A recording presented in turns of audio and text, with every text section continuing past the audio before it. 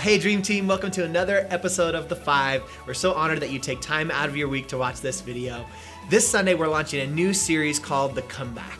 And it's all about looking at some of the great redemption stories of the Bible and asking God to allow us to take part in these redemption stories that are happening in our lives today. And we wanted to just share with you a little bit about our heart and the thoughts that we're having as we move into this new season as a church. You know, one of the things that we're praying and believing for is that there would be continued restoration and redemption stories that would take place inside of our church community.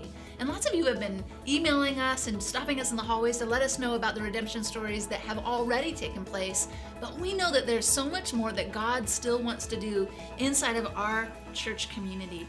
And so one of the things that we wanted to just encourage you with is that if you feel like you're in a place where maybe you've got tired of trying, you know, maybe it's been rough for a long time, it's been really difficult, and it's hard to even lift up your head and believe for what it is that God would want to do inside of that situation, is we wanted to encourage you that as we move into this series, to stir up your faith, to believe for God, to break through on your behalf.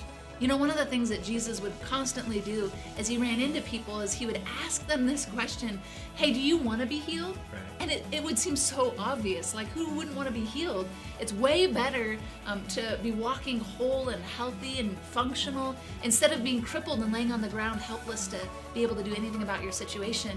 And yet, you know, there's something very deep about what it is that Jesus was pointing to, is that there needed to be inside of them this faith that was willing to reach out and grab hold of the miracle that God was wanting to bring into their life. And so we just want to encourage you in that. Wherever you find yourself, don't give up. Don't get tired of trying. Stir yourself up and believe God wants to do something amazing inside of this season.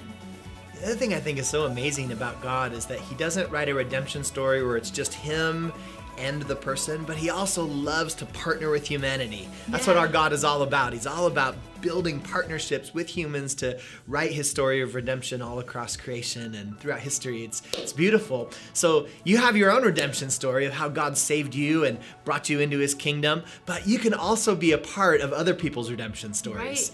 Right. And that's what we want to see take place over these next several weeks as we talk about it and we get ready for Easter and celebrating that great resurrection victory of Jesus. I was thinking about this recently, just with my story. One of the things that we've walked through in the last couple years as we launched out to start Sun City Church in Spokane, the church that we came from, our sending church, actually sadly dwindled and eventually closed down.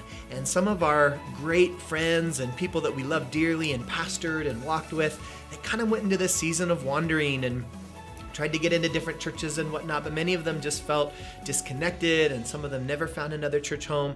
And then, so it's just a kind of a loss in the midst of this great celebration with Sun City. We also had a lot of sadness about what was taking place back in Boise.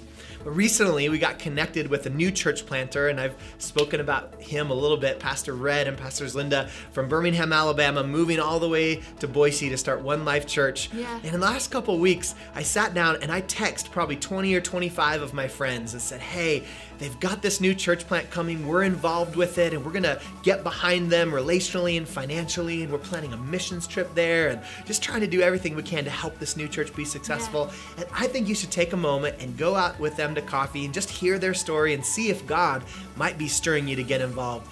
And now in the last few days, we've just started to hear report after report of people connecting with them and feeling stirred that they're going to be a part of launching a new church, a lot similar to Sun City Church right there in the Treasure Valley where we're from.